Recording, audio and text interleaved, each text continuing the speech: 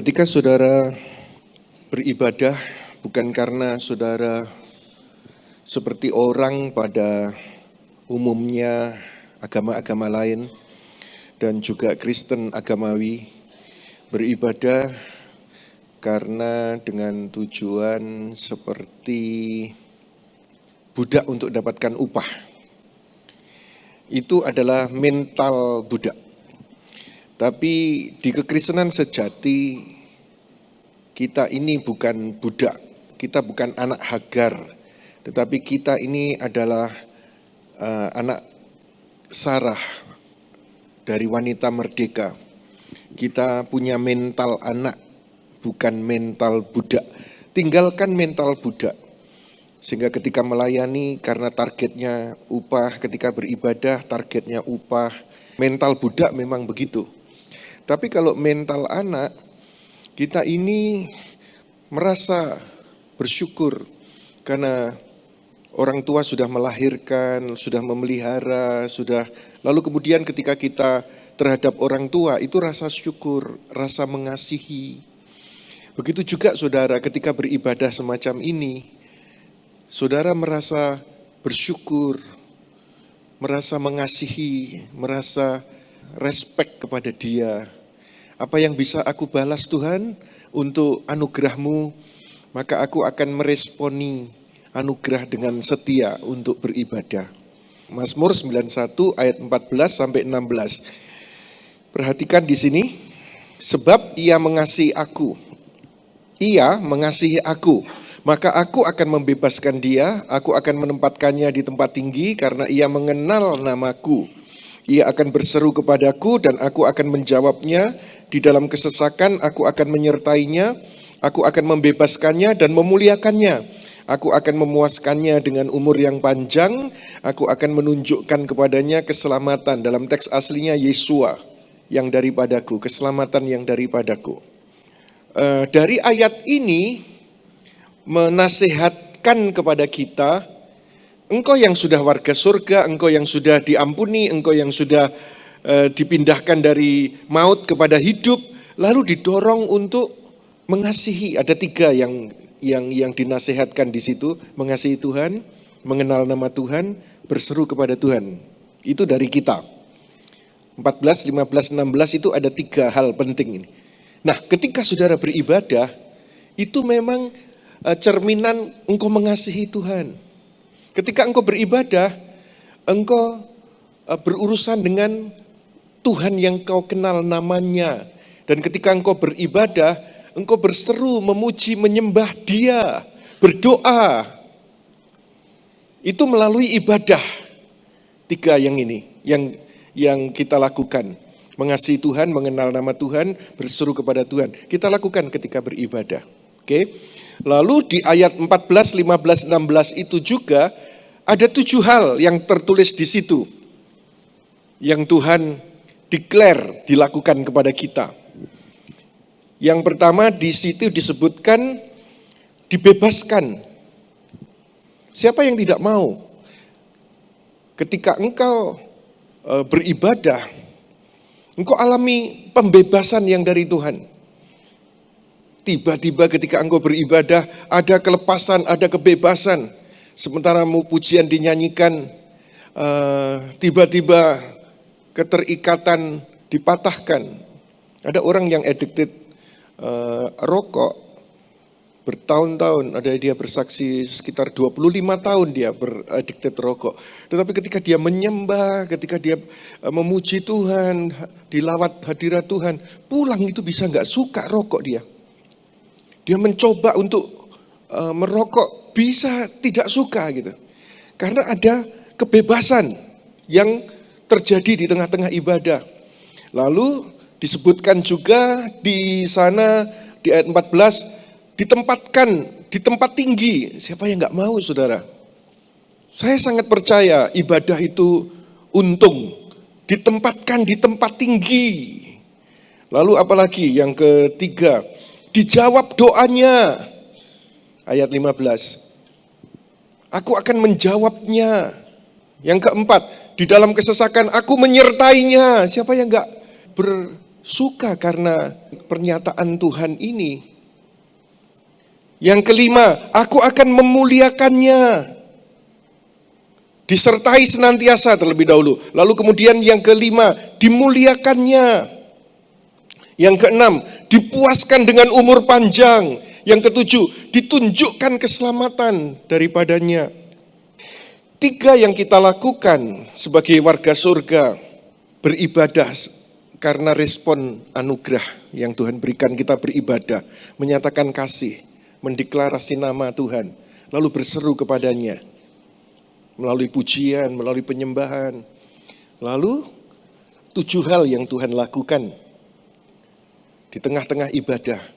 Ada pembebasan, engkau dituntun, ditempatkan di tempat tinggi, doamu dijawab, disertai senantiasa, dimuliakan, dipuaskan dengan umur panjang, ditunjukkan keselamatan. Wow, saya mau, kita semua mau responi anugerah Tuhan dengan setia beribadah. Setuju, katakan amin. Ya, kita tepuk tangan terlebih dahulu bagi Kristus Yesus Tuhan. Mari kita sekarang membaca di Maleakhi pasal 3 ayat yang ke-13. Dikatakan begini, perkataanmu kurang ajar melawan aku, Yahweh berfirman. Tetapi kamu berkata, apakah yang kami katakan terhadap engkau? 14. Kamu telah berkata, melayani Elohim adalah kesia-siaan. Dalam teks lain, ibadah itu sia-sia. Jadi kalau ada orang berkata, enggak perlu ibadah, ibadah itu sia-sia, ayat yang ke-13 berkata, itu perkataan kurang ajar. Yaitu yang menyebutkan melayani Elohim adalah kesia-siaan. Apakah untungnya bila kita memelihara ketetapannya dan berjalan seperti orang-orang yang bergabung di hadapan Yahweh Sebaot, Yahweh semesta alam? Ada orang yang berkata bahwa sia-sia beribadah. Tidak, saudara. 1 Timotius pasal 4 ayat yang ke-7 berkata begini, tolaklah mitos-mitos yang mencemarkan dongeng-dongeng nenek tua. Latihlah dirimu sendiri untuk beribadah. 1 Timotius 6 ayat 6 berkata begini, tetapi ibadah yang disertai rasa puas merupakan keuntungan yang besar. Jadi ternyata ada keuntungan yang besar. 1 Timotius 4 ayat yang ke-8, latihan jasmani ada gunanya, cuma sedikit, ada manfaatnya sedikit. Tetapi ibadah bermanfaat dalam segala hal, karena mengandung janji kehidupan sekarang dan kehidupan akan datang. Berarti kalau saudara ibadah, ada manfaat untuk kehidupan sekarang. Apa manfaatnya? Ada manfaat untuk kehidupan akan datang. Apa manfaatnya? Oke lah, kehidupan akan datang sudah ditanggung oleh Tuhan Yesus semuanya. Kita sudah yakin tentang apa yang Tuhan sediakan. Tetapi kita lihat ibadah itu mengandung janji kehidupan sekarang. Berarti ketika orang itu beribadah, ada keuntungan. Ada keuntungan. Sering kita lupa bahwa dalam hidup ini bukan hanya hubungan antara manusia yang perlu dijaga, namun relationship dengan Tuhan pun perlu di-maintain, perlu dijaga. Melalui ibadah itu keren sekali. Orang cenderung sibuk dalam pekerjaan sehingga tidak meluangkan waktu untuk ibadah atau sekenanya ibadah. Padahal ibadah sangatlah penting bagi kehidupan kita yang super sibuk. Olahraga, latihan jasmani ada manfaat walaupun sedikit. Ibadah ada manfaat. Apa sih manfaatnya? Misal, membantu saudara berpikir jernih di tengah-tengah bisingnya dalam dunia marketplace. Kesibukan engkau dalam keluarga, dalam pekerjaan, dalam studi, dalam sosial masyarakat. Ketika engkau beribadah, engkau menyembah, apalagi kita dapatkan anugerah dengan tim profetik yang model kayak begini. Ini anugerah, saudara. Sementara ibadah lebih bisa berpikir jernih.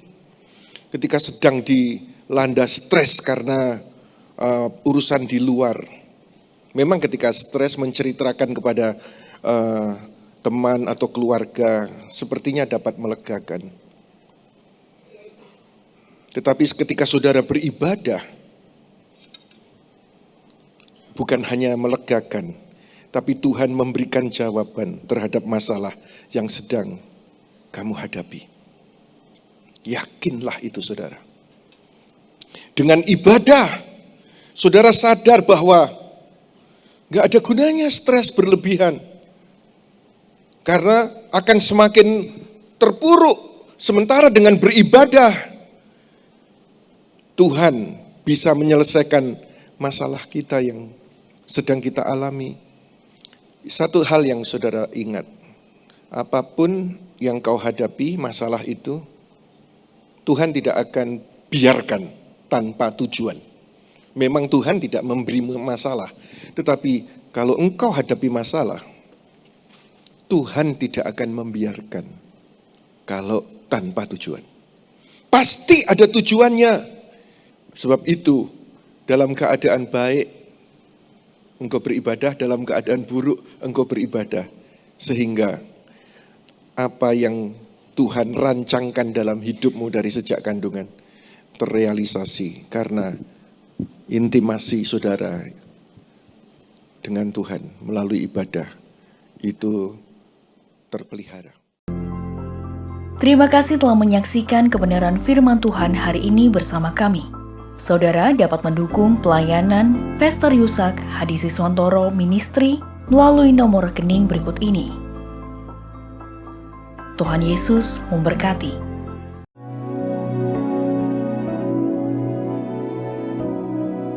Tuhan Yesus setia,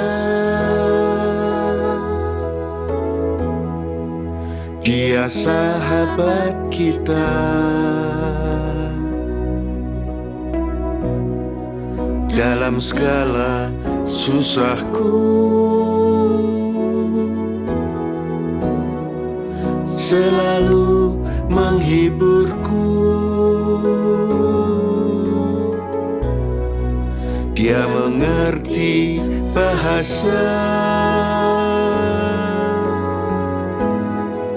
tetesan air mata. Waktu badai mengamuk dan gelombang menyerang, Tuhan Yesus setia. Tuhan Yesus setia. Dia sahabat kita.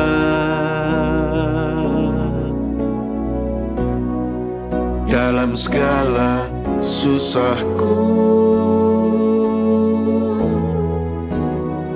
selalu menghiburku. Dia mengerti bahasa tetesan air mata.